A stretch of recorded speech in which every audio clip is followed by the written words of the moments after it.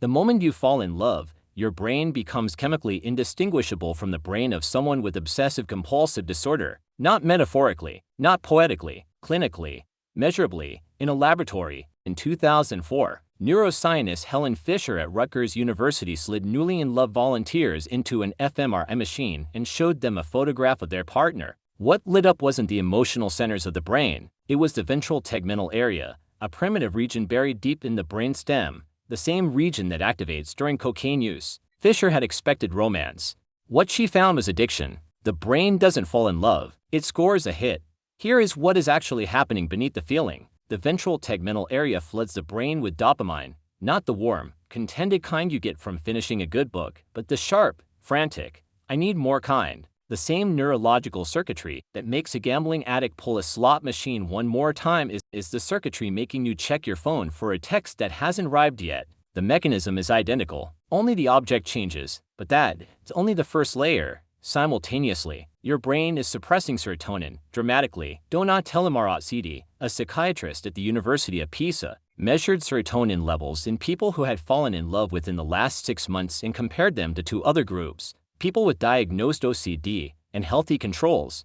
The lovers in the OCD patients had serotonin levels 40% lower than the healthy group. 40%, the obsessive loop of thoughts, replaying a conversation, analyzing a glance, constructing entire futures out of a single Tuesday afternoon. That isn't romance. That is a serotonin deficit wearing romance's clothing. And then there is cortisol. In the early stage of love, cortisol, your primary stress hormone, spikes. Your body treats falling in love as a mild emergency. Heart rate elevated, palms damp, appetite suppressed, sleep disrupted, every physiological marker of stress. Your nervous system cannot tell the difference between being in love and being chased off. Here is what most people miss. These aren't side effects of love. They are love in its biological form. The poetry came later. The neuroscience was always there, humming underneath it, ancient and indifferent. There is a reason the system is so brutally powerful. It had to be. Anthropologist Helen Fisher argues this circuitry evolved not to make you happy but to make you focus,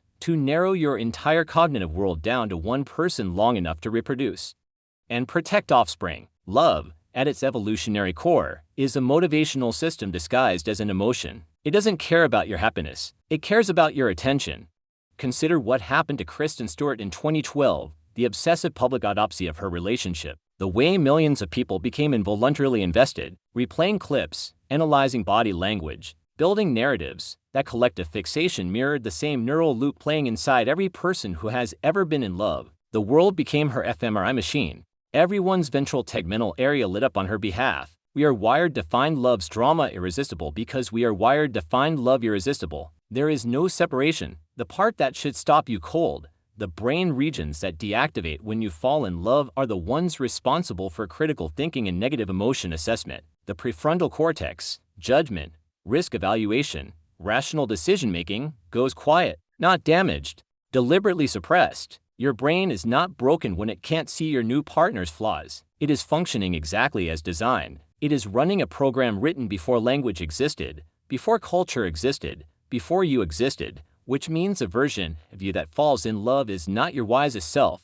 It is your oldest self, the one that doesn't weigh pros and cons, the one that just moves toward warmth. This changes something about how you might hold the experience, not with suspicion. Love is not a trick being played on you, but with a kind of what the machinery. You are not weak for losing your mind over someone. You are human in the most ancient sense of the word. Every racing thought, every irrational hope, every moment you check their profile at 2 a.m., that was evolution running its most successful program. The goal was never for you to stay rational. The goal was for you to stay. If your brain just did what it does, got obsessed, replayed this, wanted more, that's not a coincidence. That's the same wiring we just spent a few minutes dissecting. Hit subscribe, because the next video will do exactly the same thing to you, and now you'll know why.